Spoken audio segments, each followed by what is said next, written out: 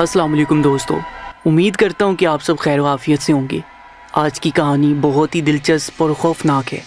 आपसे गुजारिश है, अगर आप रात के वक्त इस कहानी को सुन रहे हैं तो आयतुल कुर्सी पढ़कर अपने ऊपर और इर्द गिर्द दम कर लें, क्योंकि इस कहानी को सुनने के बाद शायद आप पर ऐसा खौफ तारी हो जाए कि आपको रात को नींद ही ना आए। दोस्तों, ये कहानी हमें इस्लामाबाद से तानिया ने भेजी है। आइए तानिया की कहानी उसी की ज़ुबानी सुनते हैं।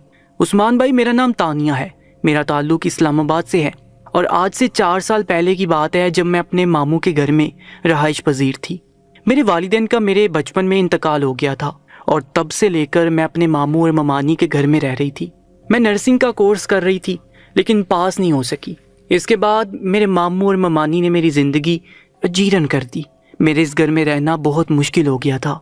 इस बात का जिक्र मैंने अपनी दोस्त से किया तो उसने कहा कि मेरे पास तुम्हारे लिए एक जॉब है। मैंने कहा, मैंने पेपर पास नहीं किए, मुझे जॉब कैसे मिलेगी? मेरी दोस्त ने कहा कि गुजरांवाला में उनके कज़न है जो कि आर्मी में मेजर की पोस्ट पर है। उनको वालिदा की देखभाल के लिए किसी नर्स की ज़रूरत है, लेकिन वो किसी पर एतबार नहीं कर रहे। मैंने उनसे तुम्हारा जिक्र किया है और कहा है कि मेरी दोस्त है और काबिल एतबार लड़की है। उन्होंने हामी भर ली है। बस अब तुम गुजरांवाला जाने की तैयारी करो, वहाँ पर तुम्हें रहाइश भी मैसर आएगी और खाना पीना भी, और मामू मानी की बातें भी सुननी नहीं पड़ेगी। अपनी दोस्त की बातें सुनकर मैं खुश हो गई। सारा इंतज़ाम मेरी दोस्त ने मुझे करके दिया था, ये उसका एहसान था। अगले दिन मेरी दोस्त अमेरिका चली गई। उसका ससुराल अमेरिका में था। वो बस कुछ दिन के लिए पाकिस्तान आई थी। मैं बहुत खुश थी और मुतमिन थी और कुछ दिनों में ही अपना सामान बांध कर मैं गुजरांवाला की बस में सवार हो गई। मेरा राबता मेरी सहेली से दोबारा नहीं हो पाया, लेकिन उसने कहा था कि मेजर दानिश खुद मुझे लेने के लिए आएंगे, और ऐसा ही हुआ।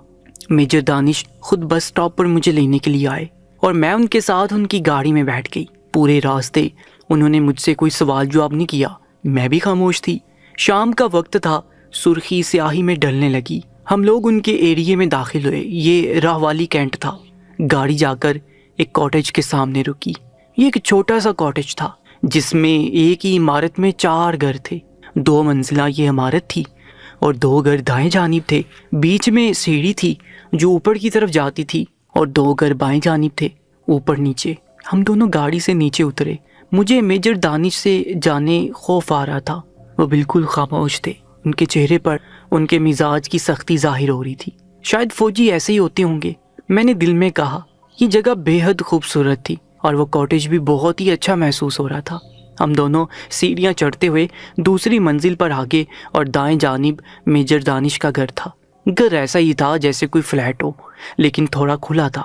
सामने गैलरी थी, नीचे लॉन था। हम दोनों घर के अंदर आगे तो मेजर दानिश मेरी तरफ मुतवज्जो हुए। मुझसे कहा कि मैं किसी पर भी भरोसा नहीं करता।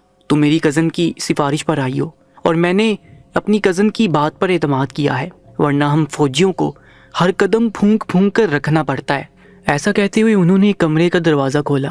मुझसे कहा कि ये मेरा कमरा है, मैं आराम कर सकती हूँ, लेकिन मुझे रहना उनके वालिदा के साथ ही है। जो मैं उनकी वालिदा की खिदमत से फारिग हो जाऊँ तो फिर आराम के लिए उस कमरे को इस्तेमाल कर सकती हूँ। मैंने कमरे को देखा। वो स्टोरनुमा छोटा सा कमरा था। मेजर दानिश ने कहा कि उनकी वालिदा फ़िलहाल दवाओं के ज़ेर असर सो रही है। आज रात मैं आराम करूँ, सुबह से अपने काम पर लग जाऊँ। उनकी बात सुनकर मुझे इत्मीनान हुआ, क्योंकि मैं वाकई बहुत थक चुकी थी और आराम करना चाहती थी। उस छोटे से कमरे में एक सिंगल बेड रखा हुआ था और एक स्टडी टेबल था और एक सिंगल अलमारी थी, छोटी सी। मैंने अपना बैग सामने रखा और दरवाज़ा बंद कर दिया। मेजर दानिश वहाँ से चले गए थे। सामने खिड़की खुली हुई थी। गर्मियों का मौसम था। मैंने पंखा चला दिया। खिड़की से नीचे झांकने लगी तो पीछे बहुत सारे दरख्त थे जो किसी घने जंगल का तासुर दे रहे थे। गुप्त अंधेरा था जिसे देखकर खौफ सा महसूस होने लगा, क्योंकि मैं कभी अकेली नहीं रही थी। मुझे उस कमरे से थोड़ा खौफ आने लगा। मुझे लगा था कि मैं खिड़की से झांकूंगी और कोई खूबसूरत मंजर नजर आएगा, लेकिन यहाँ गर्नी जंगलनुमा दरख्त देखकर तो एक लम्हे को खौफ की एक लहर मेरी रीढ़ की हड्डी में सरायत कर गई थी। सबसे खौफनाक दरख्त मुझे खिड़की के बिल्कुल साथ वाला लगा। बाकी दरख्त दूर थे। मैंने मुश्किल से थूक निकला और खिड़की बंद करनी चाही तो कमरे में हबस हो गई। मैंने खिड़की की जाली बंद कर दी और शीशा खोल दिया। फिर अपना सामान अलमारी खोलकर उस छोटी सी अलमारी में रखने लगी तो अलमारी में मुझे एक लिफाफा मिला। मैंने उस लिफाफे को उलट पलट कर देखा। اس میں شاید کچھ خط وغیرہ تھا، لیکن میں نے کھولنا مناسب نہیں سمجھا۔ سوچا کہ یہ فوجیوں کے راز ہو سکتے ہیں، مجھے میجر دانش کے علم میں لائے بغیر اس لفافے کو نہیں کھولنا چاہیے، لیکن ان سے ذکر ضرور کروں گی، ہو سکتا ہے کہ اس لفافے میں ان کا کوئی ضروری کاغذ ہو۔ تھوڑی دیر بعد دروازے پر دستک ہوئی۔ ملازمہ کھانا لے کر سامنے کھڑی تھی۔ مجھے واقعی میں زوروں کی بھوک لگ رہی تھی۔ میں نے کھانا لیا اور جلدی سے کھانے لگی۔ میں کھانا ختم کر چکی تھی کہ وہ ملازمہ پھر آ گئی اور مجھے کہا کہ میجر دانش مجھے ان کی والدہ کے کمرے میں بلا رہے ہیں۔ ان کی والدہ شاید نیند سے بیدار ہو چکی تھی۔ انہوں نے مجھے اپنی والدہ سے ملوایا۔ ان کی والدہ بہت ہی شفیق خاتون تھی، لیکن تھوڑی اداس لگ رہی تھی۔ پھر میں نے محسوس کیا کہ ان کی والدہ کو ہلکا سا فالج ہے، جس کی وجہ سے وہ ایک نارمل انسان کی طرح زندگی نہیں گزار سکتی، حالانکہ وہ اتنی ضعیف نہیں تھی۔ میں نے سوچا کہ میجر دانش کو اپنے پیپر کی سچائی بھی بتا دوں۔ میں نے ان سے نظریں چراتے ہوئے کہا کہ میں نے کورس کیا ہے لیکن پاس نہیں کیا، تو انہوں نے کہا کہ وہ کاغذات پر نہیں تجربے پر یقین رکھتے ہیں۔ اتنا تجربہ تو مجھے ہو گیا ہوگا کہ کس کا خیال کس طرح سے رکھنا ہے، اور مریض کا خیال رکھتے ہوئے پاس ہونے سے زیادہ احساس ہونا ضروری ہے۔ ان کی والدہ کے ہاتھ میں فالج تھا اور تھوڑا پاؤں میں بھی تھا، لیکن وہ اچھا خاصا بول سکتی تھی۔ انہوں نے مجھے کہا کہ تم تھکی ہوئی ہو، آج آرام کر لو، کل سے کام کر لینا۔ میں ان کے منہ سے اس وقت یہی الفاظ سننا چاہتی تھی کیونکہ میری آنکھیں بند ہونے والی تھیں۔ میں نے ان کا شکریہ ادا کیا اور دوبارہ سے اس اسٹور نما کمرے میں آ گئی۔ میں نے لائٹ آف کر دی اور سونے کی کوشش کرنے لگی۔ جلد ہی میں غنودگی میں چلی گئی تھی۔ آدھی رات کو پیاس کی شدت سے میری آنکھ کھلی تو میری نظر سیدھا کھڑکی کی جانب گئی جو کھلی ہوئی تھی۔ کھڑکی کو دیکھ کر مجھے خوف سا محسوس ہونے لگا۔ میں کمرے سے باہر نکلی اور کچن سے پانی پی کر دوبارہ کمرے میں آ گئی تو دیکھا کہ کھڑکی بند تھی۔ میں سوچ میں پڑ گئی، ایسا کیسے ہو سکتا ہے؟ میں نے تو صرف جالی بند کی تھی، شیشہ کھلا چھوڑ دیا تھا، تو یہ شیشہ کس نے بند کیا؟ میرا دل تیزی سے دھڑکنے لگا۔ میں سوچ میں پڑ گئی، اب میں کیا کروں؟ ہو سکتا ہے میجر دانش میرے پیچھے کمرے میں آئے ہوں اور انہوں نے کھڑکی بند کر دی ہو، یا ملازمہ نے کھڑکی بند کی ہو۔ میں اپنے آپ کو دلاسا دیتی رہی اور دوبارہ سے کھڑکی کھول کر سونے کی کوشش کرنے لگی اور ایک بار پھر سے نیند کی وادی میں چلی گئی۔ صبح فجر کی اذان کی آواز سے میری آنکھ کھل گئی۔ میں نے وضو کیا، نماز ادا کی اور میجر دانش کی والدہ کے کمرے میں آ گئی، جو میری ہی منتظر تھی کہ میں انہیں وضو کرواؤں۔ میں نے انہیں وضو کروایا اور بستر پر لیٹے لیٹے ہی انہوں نے نماز ادا کی۔ پھر میں نے انہیں چائے ناشتہ دیا۔ اتنے میں میجر دانش بھی کمرے میں آ گئے۔ وہ شاید ڈیوٹی پر جانے سے پہلے اپنی والدہ کی دعائیں لینا چاہتے تھے۔ تھوڑی دیر اپنی والدہ سے بیٹھ کر باتیں کرتے رہے۔ ان کی والدہ نے میری تعریف کی کہ بہت اچھی لڑکی ہے، وقت پر اٹھ کر مجھے وضو کروایا۔ میری نماز قضا نہیں ہوئی، ورنہ ملازمہ تو دیر سے اٹھتی ہے اور روزانہ میری نماز قضا ہو جاتی ہے۔ میجر دانش نے شاباشی کے انداز میں میری طرف مسکرا کر دیکھا۔ میں آنٹی کے پاس آئی اور ان سے کہا کہ میں ان کے ساتھ ہی بستر لگا کر سو جاتی ہوں، لیکن انہوں نے کہا کہ انہیں اکیلے سونے کی عادت ہے، کوئی کمرے میں موجود ہو تو ان کو نیند نہیں آتی۔ ان کی یہ بات مجھے بڑی عجیب لگی۔ جس طرح کی ان کی حالت تھی تو انہیں رات کو بھی کسی سہارے کی ضرورت تھی، لیکن یہ ان کی اپنی زندگی تھی، اپنی مرضی تھی۔ میں شدت سے چاہتی تھی کہ ان کے ساتھ سو جاؤں، لیکن مجھے اس کھڑکی سے بہت خوف آتا تھا جو میرے کمرے میں تھی۔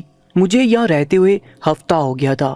میں پرسکون تھی اور ماموں کے گھر والا جہنم مجھے بالکل بھول گیا تھا اور میں خوش تھی، لیکن مجھے نہیں پتا تھا کہ میں ایک جہنم سے نکل کر دوسرے جہنم میں آ گئی ہوں، جہاں سے واپسی کا میرے لیے کوئی راستہ نہیں بچنے والا تھا۔ ایک رات میں آنٹی کو کھانا کھلا کر سلا کر جب اپنے کمرے میں آئی تو مجھے بہت گہری نیند آنے لگی۔ میں بستر پر جاتے ہی نیند کی آغوش میں چلی گئی، لیکن کیونکہ گرمی کا موسم تھا تو رات کو پیاس کی شدت سے ایک بار آنکھ ضرور کھلتی تھی۔ میں نے سوچا تھا کہ میں اپنے سامنے ہی پانی کا جگ رکھا کروں گی تاکہ مجھے کچن میں جانے کی ضرورت نہ پڑے۔ پیاس کی شدت سے جب میری آنکھ کھلی تو میں نے سامنے رکھے جگ سے پانی پیا اور مطمئن ہو کر لیٹنے لگی کہ میری نظر کھڑکی پر پڑی جہاں سے ٹھنڈی ہوا آ رہی تھی۔ یہ ہوا مجھے بہت ہی اچھی لگی۔ میرے قدم خود بخود کھڑکی کی جانب بڑھنے لگے۔ میں کھڑکی کے سامنے آ کر کھڑی ہو گئی، ہوا کو انجوائے کرنے لگی۔ پہلی بار مجھے یہاں سے خوف نہیں آ رہا تھا۔ میں یہاں سے نیچے درختوں کی طرف دیکھتی جا رہی تھی جہاں پر 14ویں کے چاند کی روشنی درختوں پر پڑ رہی تھی۔ آج اتنا زیادہ اندھیرا نہیں تھا۔ یہ منظر مجھے پہلی بار اچھا لگ رہا تھا، ورنہ ہمیشہ ہی مجھے اس منظر سے خوف آتا تھا۔ لیکن اگلے پل مجھے اس قدر زوردار جھٹکا لگا کہ میرا اوپر کا سانس اوپر اور نیچے کا سانس نیچے رہ گیا۔ سامنے جو منظر تھا اس پر یقین کرنا میرے لیے بہت مشکل ہو رہا تھا۔ میں نے دیکھا کہ نیچے جنگل تھا، جنگل میں میجر دانش کی والدہ کھڑی ہیں۔ وہ آنٹی جو فالج کی مریضہ تھی اور ٹھیک سے بیٹھ بھی نہیں سکتی تھی، وہ نیچے درختوں کے بیچوں بیچ کھڑی تھی۔ ایسا کیسے ہو سکتا تھا؟ میں تو تھوڑی دیر پہلے آنٹی کو ان کے کمرے میں سلا کر بتی بجھا کر آئی تھی، تو وہ نیچے کیسے پہنچ گئی؟ میرا دل تیزی سے دھڑکنے لگا اور میں تیزی سے آنٹی کے کمرے کی جانب لپکی۔ مجھے لگا کہ میں نے کوئی ڈراؤنا خواب دیکھ لیا ہے اور میں دروازہ کھولوں گی تو آنٹی اپنے کمرے میں موجود ہوں گی، لیکن میرے سر پر آسمان تب گرا جب دروازہ کھولنے کے بعد مجھے آنٹی بستر پر نظر ہی نہیں آئی۔ میری سمجھ میں کچھ نہیں آ رہا تھا۔ میں ایک دم سے میجر دانش کے کمرے کی جانب بھاگی اور زور زور سے ان کا دروازہ بجانے لگی۔ پھر مجھے یاد آیا کہ میجر دانش تو آج گھر میں ہی نہیں تھے، ان کی ڈیوٹی آج رات کو لگی تھی۔ کسی خاص مقصد کے لیے انہوں نے صبح ہی مجھے بتا دیا تھا کہ وہ رات کو گھر نہیں آئیں گے، اس لیے میں آنٹی کا خاص خیال رکھوں۔ یہ خیال کہ میجر دانش گھر پر نہیں ہے، اس خیال نے مجھے مزید خوفزدہ کر دیا تھا۔ خیر مجھے اپنی ذمہ داری نبھانی تھی اور آنٹی کو اوپر لے کر جانا تھا۔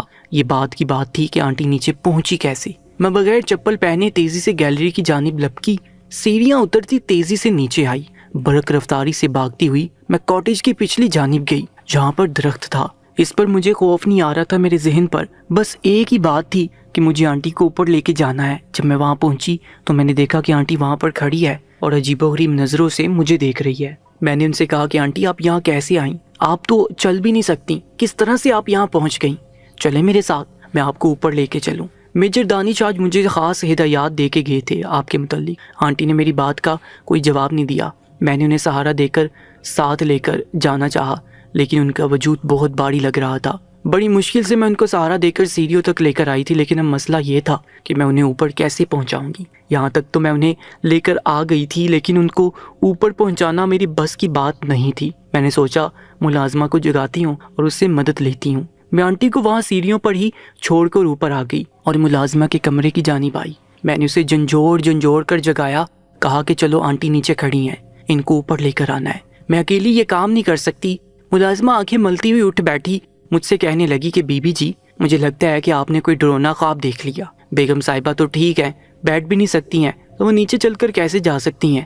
آپ خود سوچیں۔ میں نے اس سے کہا کہ بحث کا وقت نہیں ہے، اس وقت ہمیں آنٹی کو اوپر کمرے میں لے کے جانا ہے۔ اگر میجر دانش کو معلوم ہو گیا تو میری نوکری چھوٹ جائے گی، میری چھٹی ہو جائے گی اور میں پھر سے ماموں کے گھر چلی جاؤں گی، اور میں اس جہنم میں واپس نہیں جانا چاہتی۔ بڑی مشکل سے میں نے ملازمہ کو اٹھایا، اسے نیچے لے کر آئی تو دیکھ کر حیران رہ گئی کہ نیچے آنٹی کہیں موجود ہی نہیں تھی۔ ملازمہ نے مجھے کہا کہ میں نے کہا تھا نا یہ آپ کا وہم ہوگا، یا آپ نے ڈراؤنا خواب دیکھ لیا ہوگا، بیگم صاحبہ اپنے کمرے میں سو رہی ہوں گی۔ میں نے کہا تم نے مجھے پاگل سمجھ رکھا ہے کیا؟ میں نے کمرہ چیک نہیں کیا ہوگا، یہاں آنے سے پہلے میں نے کمرہ چیک کیا تھا، وہاں پر آنٹی نہیں تھی، اس لیے میں نیچے آئی ہوں، ورنہ میں اتنی پاگل نہیں ہوں کہ آدھی رات کو اٹھ کر اتنی خوفناک جگہ پر آؤں۔ ملازمہ نے کہا کہ میں بیگم صاحبہ کے کمرے کی تلاشی لے کر آتی ہوں۔ ایسا کہہ کر ملازمہ اوپر چلی گئی اور پھر مجھے اوپر گیلری سے آواز دے کر بلانے لگی، کہنے لگی اوپر آ جاؤ، ان کے کمرے کو دیکھو۔ مجھے کچھ سمجھ نہیں آ رہا تھا۔ میں اوپر گئی، ملازمہ نے مجھے کہا کہ میں خود آنٹی کا کمرہ چیک کروں۔ جب میں کمرے میں داخل ہوئی تو میرے پیروں تلے سے زمین سرک گئی۔ آنٹی بالکل ویسے ہی سو رہی تھی جیسے کچھ دیر پہلے میں نے سلا کر گئی تھی۔ یہ سب کیا ہو رہا تھا؟ میرا سر چکرانے لگا۔ اگر آنٹی کمرے میں تھی تو پھر نیچے کون تھی؟ اور اگر نیچے آنٹی تھی تو پھر تھوڑی دیر پہلے آنٹی کمرے میں کیوں نہیں تھی؟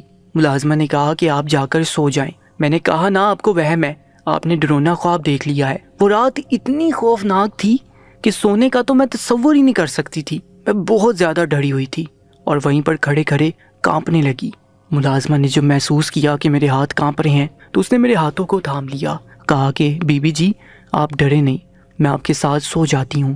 ملازمہ کی یہ بات مجھے بہت اچھی لگی۔ میں نے کہا کہ تمہاری مہربانی ہوگی اگر تم میرے ساتھ سو جاؤ، کیونکہ کچھ دیر پہلے جو منظر میں نے دیکھا وہ میرے لیے سہانے روح تھا۔ ملازمہ اس رات میرے ساتھ سو گئی۔ مجھے لگا تھا خوف کے مارے مجھے نیند نہیں آئے گی، لیکن نیند تو سولی پر بھی آ جاتی ہے، سو مجھے بھی آ گئی۔ صبح فجر کی اذان ہوئی تو میری آنکھ کھلی۔ اب مجھے آنٹی کو نماز کے لیے تیار کرنا تھا، لیکن ان کے کمرے میں جانے کے لیے میں ڈر رہی تھی۔ میں نے ملازمہ کو جگایا، کہا ناشتہ تیار کرو۔ ملازمہ ناشتہ تیار کرنے چلی گئی۔ میرا دل تیزی سے دھڑک رہا تھا۔ آنٹی کے کمرے میں داخل ہوئی تو وہ میرا ہی انتظار کر رہی تھی۔ انہوں نے وضو کرنا تھا۔ مجھے سمجھ نہیں آ رہی تھی کہ میں آنٹی سے رات والے واقعے کا ذکر کروں یا نہ کروں، کیونکہ وہ پہلے ہی پریشان ہے، بیمار ہے، اگر میں نے اس واقعہ کا ذکر کر دیا تو ایسا نہ ہو ان پر بھی خوف طاری ہو جائے، ان کی طبیعت خراب ہو جائے۔ میں یہاں آنٹی کے دم سے تھی، جب تک آنٹی کی زندگی تھی تب تک میں یہاں تھی۔ اگر آنٹی کو کچھ ہو جاتا تو پھر مجھے واپس ماموں کے گھر جانا پڑ سکتا تھا۔ میں نے آنٹی سے اس بات کا کوئی ذکر نہیں کیا اور ان کی روزمرہ کے کام ویسے ہی کرتی رہی جیسے پہلے کر رہی تھی۔ دن کو مجھے اتنا خوف محسوس نہیں ہوا، لیکن سارا دن اس خیال نے پریشان کیا کہ رات والا منظر آخر کیا تھا۔ رات تک میجر دانش بھی واپس آ گئے تھے تو میری جان میں جان آ گئی۔ پھر میں بہت ساری باتیں سوچنے پر مجبور ہو گئی۔ میں نے سوچا کہ میں کس سے ان سوالوں کے جواب لوں۔ پھر مجھے ملازمہ یاد آئی۔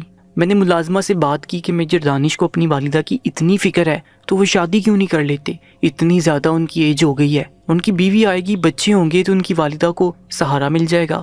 میری بات سن کر ملازمہ نے کہا کہ میجر صاحب کی شادی ہوئی تھی، انہوں نے شادی کی، لیکن ایسا کہہ کر ملازمہ نے اپنی بات ادھوری چھوڑ دی۔ میں نے اس سے پوچھا لیکن کیا؟ کہنے لگی ان کی بیوی یہاں سے بھاگ گئی۔ میں حیران ہوئی تھی ملازمہ کی بات سن کر۔ بھاگ گئی؟ کیسے؟ کسی اور کے ساتھ بھاگ گئی؟ انہیں میجر دانش پسند نہیں تھے؟ ملازمہ نے کہا ارے نہیں بی بی، وہ یہاں سے خوف کے مارے بھاگ گئی۔ انہیں عجیب و غریب چیزیں یہاں پر دکھائی دیتی تھیں، آوازیں سنائی دیتی تھیں اور کوئی ان کا یقین ہی نہیں کرتا تھا، جیسے کل آپ کے ساتھ ہوا۔ ایسے آئے دن اس طرح کے واقعات ان کی بیوی کے ساتھ ہونے لگے۔ ان کی بیوی جوان جہاں اور بڑی پیاری تھی، دودھ جیسی رنگت تھی اس کی، لیکن آئے دن وہ عجیب و غریب باتیں کرتی تھی کہ یہ دیکھ لیا، وہ دیکھ لیا، یہ چیز دیکھ لی، وہ چیز دیکھ لی۔ اور میجر دانش ان کی ان باتوں سے بڑے تنگ آ گئے تھے۔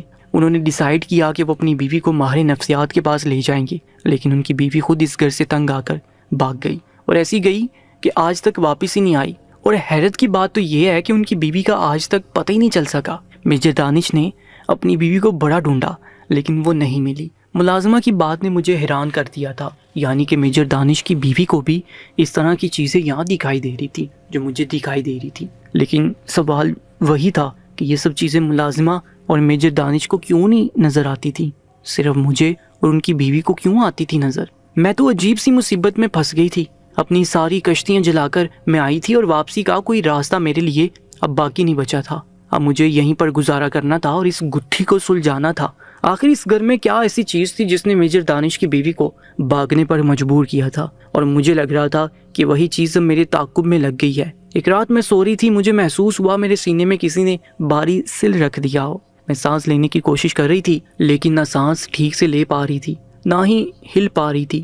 مجھے لگا میں سلیپ پیرالائز ہو گئی ہوں۔ یہ ایک نارمل کنڈیشن تھی، مجھے اس کا اندازہ تھا، اس لیے مجھے اتنا زیادہ خوف محسوس نہیں ہوا تھا۔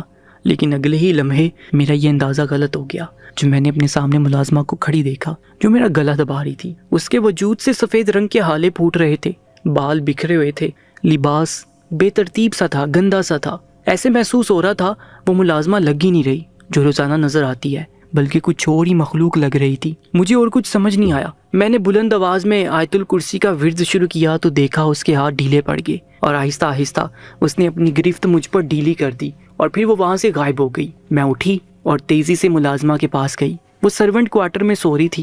میں نے پھر سے اسے جگایا اور سارا واقعہ سنایا تو وہ بیٹھ گئی، سوچنے لگی۔ ملازمہ کہنے لگی کہ بی بی جی، مجھے لگتا ہے جو چیز میجر دانش کی بیوی کے پیچھے پڑی ہوئی تھی اب وہ آپ کے پیچھے پڑ گئی ہے، لیکن سمجھ نہیں آتی کہ وہ مجھے اور میجر صاحب کو اور ان کی والدہ کو کیوں نہیں تنگ کرتی، بلکہ اس گھر میں ہم تینوں کے علاوہ تیسرا کوئی فرد رہنے آتا ہے تو اس کے ساتھ عجیب و غریب طرح کا سلوک ہوتا ہے۔ پہلے تو میں خوفزدہ تھی تو میں نے ملازمہ کو اپنے ساتھ سلا لیا تھا، لیکن اب مجھے ملازمہ سے بھی خوف آ رہا تھا۔ جو بھی تھا سونا تو تھا۔ میں کمرے میں آ گئی، لائٹ آف کیے بغیر ہی سو گئی تاکہ مجھے خوف محسوس نہ ہو۔ دن کو میں نے الماری کھولی اپنے کپڑے تلاش کرنے کے لیے تو مجھے وہ لفافہ پھر سے ملا۔ میں نے وہ لفافہ کھولا، اس میں ایک خط تھا۔ میں نے خط پڑھنا شروع کیا تو آہستہ آہستہ میرا دل ڈوبنے لگا، کیونکہ وہ کوئی ضروری کاغذ نہیں تھا، وہ ایک خط تھا جو میرے نام لکھا ہوا تھا۔ تانیہ، یہاں سے چلی جاؤ ورنہ نتائج کی ذمہ دار تم خود ہوگی۔ اس خط میں یہ چھوٹی سی عبارت لکھی ہوئی تھی اور اس میں میرا نام بھی تھا، تانیہ۔ میں حیران تھی، یہ لفافہ تو میرے آنے سے پہلے یہاں پڑا ہوا تھا، پھر آنے والے کو میرا نام کیسے پتہ چلا؟ یہ میجر دانش کی حرکت تھی یا ملازمہ کی، یا پھر یہاں پر کوئی ایسا وجود بھی تھا جو یہ نہیں چاہتا تھا کہ میں یہاں پر رہوں؟ مجھے ملازمہ پر شک ہونے لگا۔ میں نے سوچا یہ رکا ملازمہ نے لکھ کر رکھا ہے، شاید وہ مجھے اس گھر میں برداشت نہیں کر پا رہی۔ میں نے الماری بند کر دی، لیکن اگلے دن الماری کھولی تو وہاں پر دوبارہ ایک لفافہ پڑا ہوا تھا، لیکن اس بار لفافے کا رنگ سرخ تھا۔ میں ڈر گئی۔ تانیہ، میں نے تمہیں پہلے بھی وارننگ دی تھی یہاں سے چلی جاؤ، تم نے میری بات نہیں مانی، اب آخری بار تم کو بول رہی ہوں، چلی جاؤ ورنہ نتائج کی ذمہ دار تم خود ہوگی۔ اس بار بھی یہ خط میرے نام تھا اور یہ عبارت لکھی ہوئی تھی۔ مجھے یہ ملازمہ کی شرارت لگی۔ اس بار میں نے الماری کو لاک کر دیا اور چابی اپنے پاس رکھ لی تاکہ ملازمہ اسے میری غیر موجودگی میں کھول نہ سکے۔ باہر نکلتے وقت میں نے کمرہ بھی لاک کر دیا تھا اور چابی اپنے پاس رکھ لی اور سارا دن آنٹی کی خدمتوں میں لگی رہی اور کمرے کی اور الماری کی رکھوالی کرتی رہی۔ سارا دن ملازمہ کو میرے کمرے میں جانے کا موقع نہیں ملا۔ اس نے کہا تھا کہ اس کو صفائی کرنی ہے، میں کمرہ کھول دوں، لیکن میں نے کہا نہیں، میں نے خود صفائی کر لی ہے، کمرہ کھولنے کی ضرورت نہیں ہے۔ اب تو مجھے یقین ہو چلا تھا کہ یہ کارستانی ملازمہ کی تھی جو مجھے بلا وجہ خوفزدہ کرنا چاہتی تھی۔ مجھے یقین ہو گیا کہ میجر دانش کی بیوی کو بھی ملازمہ نے خوفزدہ کر کے یہاں سے بھگایا تھا۔ یہ ملازمہ کوئی بہت ہی پہنچی ہوئی چیز لگ رہی تھی۔ رات کو میں نے کمرے کا لاک کھولا، اندر گئی، میں بہت مطمئن تھی اور الماری کو کھولنے کا سوچا۔ الماری کا لاک بھی میں نے کھولا اور کھول کر جیسے میں نے الماری کے اندر دیکھا، میرے پیروں تلے سے زمین نکل گئی، کیونکہ ابھی یہاں پر کالے رنگ کا ایک لفافہ پڑا ہوا تھا۔ کالے رنگ کے اس لفافے کو دیکھ کر میرے ہاتھ پاؤں کانپنے لگے۔ میں اب تک سمجھ رہی تھی کہ ملازمہ کا کام ہے، لیکن آج تو اسے موقع ہی نہیں ملا تھا کمرے کے اندر آنے کا۔ میں نے خود سارا دن کمرے اور الماری کی رکھوالی کی۔ لرزتے ہوئے ہاتھوں کے ساتھ میں نے وہ لفافہ کھولا، پڑھنا شروع کیا۔ تانیہ، میں نے تمہیں لاسٹ وارننگ دی تھی کہ یہاں سے چلی جاؤ، لیکن تم نے میری بات نہیں مانی۔ اب تیار ہو جاؤ۔ یہ عبارت پڑھ کر میں خوفزدہ ہوگی، کہیں ایسا تو نہیں کہ ملازمہ کے پاس کمرے اور الماری کی ڈپلیکیٹ چابی ہو۔ میں نے ایک بار پھر سے اپنے آپ کو دلاسا دیا۔ رات کے کھانے کے بعد میرا دل کیا کہ میں چہل قدمی کے لیے باہر نکل جاؤں، اس لیے میں سیڑھیاں اتر کر نیچے آئی، واک کرنے لگی۔ واک کرتے کرتے میں تھوڑا آگے نکل آئی۔ مجھے بہت سکون مل رہا تھا۔ یہ جگہ بڑی پیاری تھی، پرسکون تھی۔ کچھ اور لوگ بھی رات کے کھانے کے بعد یہاں پر واک کر رہے تھے، کچھ دور تھے، کچھ قریب تھے، لیکن میں چلتے چلتے کافی آگے نکل آئی۔ رات کا پہر تھا، سناٹا تھا، اندھیرا تھا، خوبصورت سڑک تھی، سڑک کے کنارے خوبصورت سے پودے لگائے گئے تھے، اسٹریٹ لائٹ لگی ہوئی تھی۔ یہ منظر قدرے دلکش تھا کہ میرا دل واپس گھر جانے کو نہیں کر رہا تھا۔ مجھے اندازہ ہی نہیں ہوا کہ میں کتنا دور نکل آئی ہوں۔ اتنا دور کے سامنے جھاڑیاں تھیں، جھاڑیوں کے پار سے اچانک ہی مجھے گیدڑوں کے بولنے کی آواز آئی۔ سمجھ نہیں آتا تھا کہ یہ گیدڑ رو رہے ہیں یا ہنس رہے ہیں۔ مجھے خوف ہوا تو میں نے واپس جانے کا ارادہ کیا۔ جیسے میں واپس پلٹی تو میرے پیروں تلے سے زمین نکل گئی، کیونکہ میرے پیچھے تو وہ سب منظر تھا ہی نہیں جو تھوڑی دیر پہلے تھا۔ نہ وہ پودے تھے، نہ وہ خوبصورت سڑک تھی، نہ ہی وہ اسٹریٹ لائٹ تھی۔ پیچھے بھی جھاڑیاں تھیں، آگے بھی جھاڑیاں تھیں۔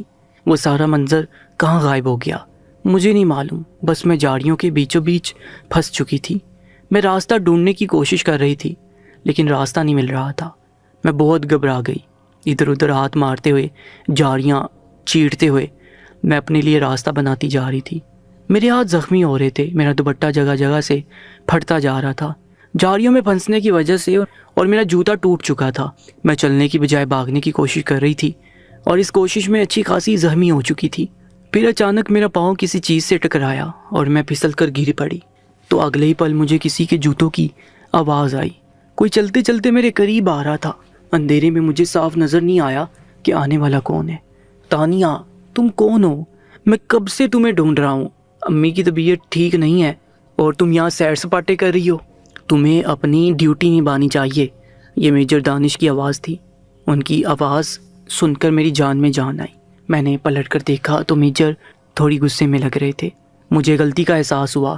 میں واقعی بہت دور نکل آئی تھی۔ میں نے اپنی غلطی پر ان سے معذرت کی اور کہا کہ میں راستہ بھٹک گئی ہوں، مجھے گھر لے چلیں۔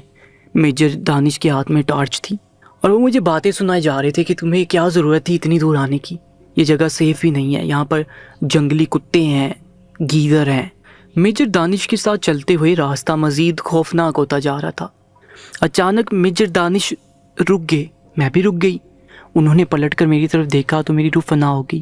ان کی آنکھیں سرخ تھیں، ان کے ہونٹوں کے دونوں کناروں سے تھوڑا سا خون بہہ رہا تھا۔ وہ ہوا میں تھوڑے سے بلند ہوئے، اس طرح کہ ان کے پاؤں زمین پر نہیں تھے۔ میں جو پہلے خوفزدہ تھی، یہ منظر دیکھ کر بس میری جان ہی نکلنے والی تھی۔ میری آنکھیں پھٹ گئی تھیں۔ ان کی آواز عجیب باری قسم کی ہو گئی تھی، جیسے کوئی بہت ہی ایجڈ شخص بولتا ہو۔ بہت بڑی آواز تھی ان کی۔ انہوں نے مجھ سے کہا، دیکھو، میں نے تمہیں وارننگ دی تھی کہ یہاں سے چلی جاؤ، تم نے میری بات نہیں مانی۔ اب تمہارے ساتھ جو بھی ہوگا تم اس کی ذمہ دار ہوگی۔ اور وہ جو کافی فاصلے پر کھڑے تھے مجھ سے، ان کا ہاتھ بڑھتا گیا، اتنا لمبا ہو گیا کہ میری گردن تک آ گیا. یہ انسان کا ہاتھ نہیں لگ رہا تھا. وہ جو کوئی بھی تھا اس کا قد اونچا ہوتا جا رہا تھا. مجھے دبوچ لیا تھا اس نے. اگلی پل میری آنکھوں کے سامنے اندھیرا چھا گیا. میں یہ منظر برداشت نہیں کر سکی, بے ہوش ہو گئی. جب مجھے ہوش آیا تو میں اپنے اسی کمرے میں تھی جس میں روزانہ سویا کرتی تھی.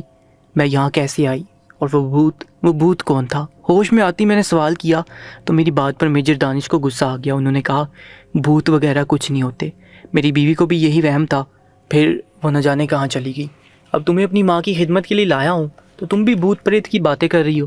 بہتر ہے تم یہ نوکری چھوڑ کر واپس چلی جاؤ, میں کسی اور کا بندوبست کر لوں گا. میں نے بھی دل میں سوچا کہ اس جگہ کو چھوڑ کر جانا بہتر ہے جہاں پر جان کے لالے پڑے ہوں. جیسا بھی ہے ماموں کے گھر میں جان تو محفوظ ہے. میں نے میجر دانش سے کہا کہ ٹھیک ہے میں چلی جاتی ہوں, مجھے تھوڑا سا وقت دیں. انہوں نے میری بات کا کوئی جواب نہیں دیا. اگلے دن میں نے سامان باندھا اور رات 12 بجے یہاں سے نکلنا تھا کیونکہ 12:30 بجے اسلام آباد جانے والی بس یہاں سے چلتی تھی. رات 12 بجے جب میں نے اپنا سامان پیک کیا, کمرے سے باہر نکلنے لگی. پورے گھر میں اندھیرا تھا. یو پی ایس شاید خراب ہو گیا تھا. یو پی ایس کو بھی آج ہی خراب ہونا تھا. میں نے اپنا موبائل تلاش کرنے کی کوشش کی لیکن مجھے میرا موبائل ہی نہیں ملا. میں نے ملازمہ کو آواز دی, پھر میجر دانش کو آواز دی, لیکن شاید گھر میں کوئی بھی نہیں تھا یا سب سو رہے تھے. پورے گھر میں گپ اندھیرا تھا. کچھ بھی نظر نہیں آ رہا تھا کہ سامنے کیا ہے. اسی دوران مجھے 3 لوگ آتے ہوئے دکھائی دیے جن سے روشنی پھوٹ رہی تھی. پورے گھر میں روشنی پھیل گئی لیکن یہ روشنی سفید رنگ کی نہیں تھی. ایسی تھی جیسے کہ آگ کے شعلے نکل رہے ہیں. اور میرے سامنے 3 لوگ تھے. میجر دانش, ان کی ملازمہ, ان کی والدہ. ان تینوں کا قد دراز سے دراز ہوتا جا رہا تھا یہاں تک کہ چھت سے جا کے ان کے سر ٹکرا کے ان کے ہاتھ لمبے ہوتے جا رہے تھے اور ان کے پاؤں زمین میں نہیں تھے. ان تینوں کے منہ سے خون رس رہا تھا. میرا دل کیا کہ میں اپنی آنکھیں بند کر لوں اور بے ہوش ہو جاؤں, لیکن اس بار تو میں بے ہوش ہی نہیں ہو رہی تھی اور خوف سے میرا دل پھٹا جا رہا تھا. یہ سب کچھ کیا تھا؟ وہ تینوں آہستہ آہستہ سے چلتے ہوئے آگے میری طرف آ رہے تھے اور میں اپنے قدم پیچھے کرتی جا رہی تھی. وہ تینوں ایک ساتھ ایک ہی جملہ دہرا رہے تھے کہ ہم نے تمہیں کہا تھا یہاں سے چلی جاؤ, لیکن تم نے ہماری بات نہیں مانی اور اب ہم تمہیں یہاں سے جانے نہیں دیں گے. وہ میری طرف بڑھتے ہوئے آ رہے تھے. میں نے چیخنا چاہا لیکن کسی انجانی قوت نے میرا گلا دبا لیا. میں نے بھاگنے کی کوشش کی لیکن میں لڑکھڑا کر گر گئی. اب میں اپنے وجود کو فرش پر گھسیٹ رہی تھی. میرے پاس اپنے آپ کو بچانے کے لیے کچھ نہیں تھا. پھر مجھے ایک تعویذ کی یاد آئی جو میرے گلے میں پہنا ہوا تھا. اس پہ سورہ یاسین کا نقش ہے. وہ مجھے میری خالہ نے دیا تھا. بولا تھا کہ یہ میری ماں کا تھا. میں ہمیشہ سے اپنے گلے میں پہن کر رکھتی تھی لیکن آج مجھے اس کی اہمیت کا اندازہ ہو چکا تھا. یہ جنات تھے, مجھے جان سے مار کر کھا جانا چاہتے تھے لیکن وہ مجھے مار نہیں پا رہے تھے, صرف اور صرف اس نقش کی وجہ سے جو میں نے اپنے گلے میں پہنا ہوا تھا. اچانک مجھے اس طاقت کا اندازہ ہوا جس کو میں نے اپنے گلے میں اتنے عرصے سے پہن کر رکھا ہوا تھا, اور مجھے سمجھ آ گیا کہ یہ مجھ تک آ تو گئے ہیں لیکن مجھے نقصان نہیں پہنچا پا رہے, اس لیے کہ میں نے وہ تعویذ اپنے گلے میں پہنا ہوا ہے.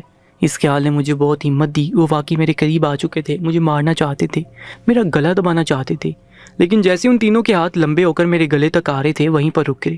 وہ مجھے نقصان نہیں پہنچا پا رہے تھے. میں نے گلے میں پہنے ہوئے اس نقش کو مضبوطی سے اپنے دائیں ہاتھ سے تھام لیا اور وہاں سے بھاگنے لگی. میں اپنے اسی کمرے میں آ گئی, اپنے آپ کو بند کر لیا. اچانک مجھے اس کمرے میں ایک اور آواز سنائی دی, جلدی سے اس کھڑکی کے ذریعے یہاں سے فرار ہو جاؤ, مجھے تمہاری مدد کے لیے بھیجا گیا ہے.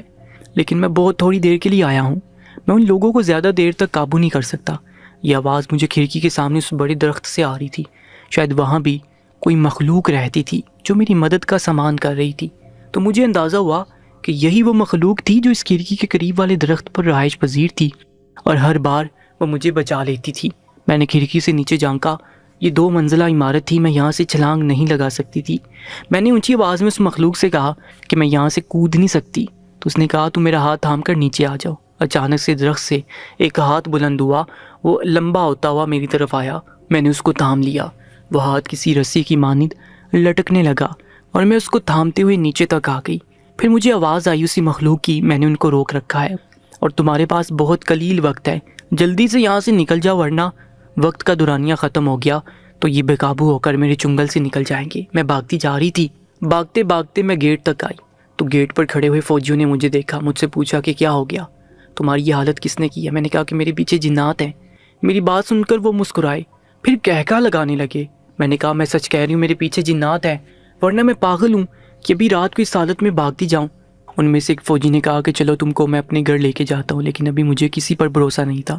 میں نے کہا نہیں، مجھے کسی پر بھروسہ نہیں، مجھے کسی کے ساتھ نہیں جانا، مجھے صرف اپنے گھر جانا ہے۔ وہ لوگ میری بات پر ہنسنے لگے۔ میں وہاں سے بھاگنے لگی تو انہوں نے مجھے روکنے کی کوشش کی۔ تھوڑی دور جانے کے بعد مجھے بس اسٹینڈ مل گیا۔ میں بس کے اندر گھس گئی۔ سب میری حالت دیکھ کر حیران تھے۔ میں بغیر کچھ کہے وہاں پر ایک سیٹ پر بیٹھ کر پھوٹ پھوٹ کر رونے لگی، تو وہاں پر موجود مسافروں اور بس کے مالک کو مجھ پر ترس آ گیا۔ ایک بزرگ خاتون نے اپنے اوپر اوڑھی ہوئی چادر مجھے دی، میں نے وہ اوڑھ لی۔